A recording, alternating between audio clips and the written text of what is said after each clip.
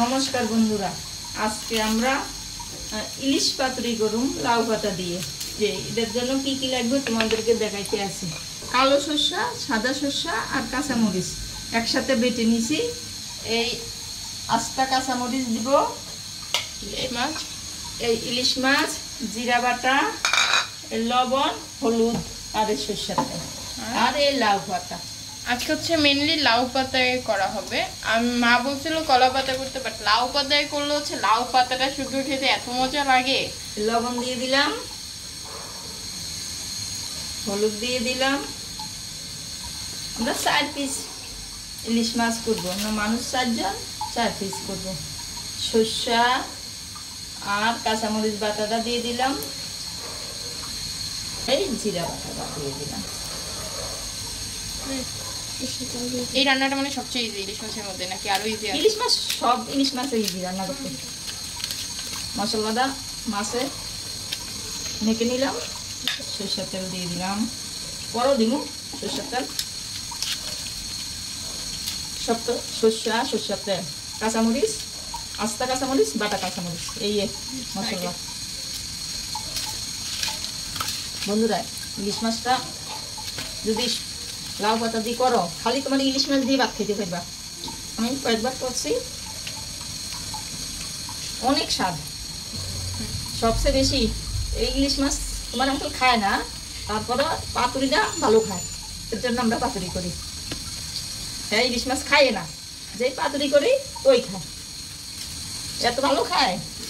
তোমরা দেখলে তোরা, যে মানুষ ইলিশ মাছ খায় না, এই মানুষ এত ভালো ইলিশ পাতুরিটা খায়। 2টা করে দিব।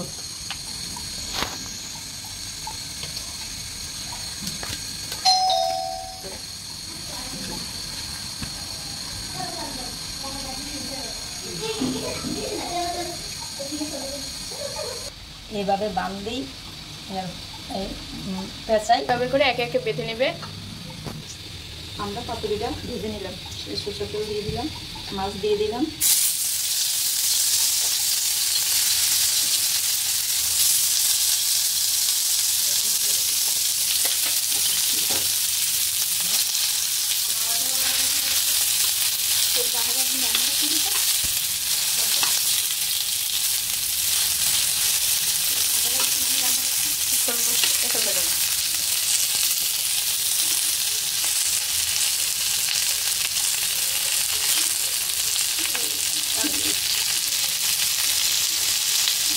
আমাদের পাতুরি উল্টে দিলাম।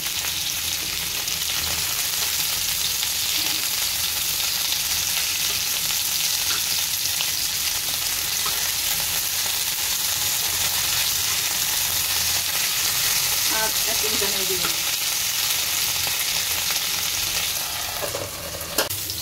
আমাদের পাতুরি হয়ে গেছে, এই যে আমাদের পাতুরি হয়ে গেছে।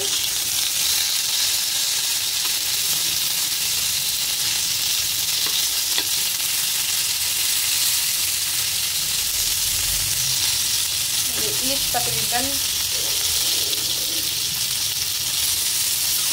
এখন এক এক নামাই নিলাম, আমাদের পাতুরি হয়ে গেছে।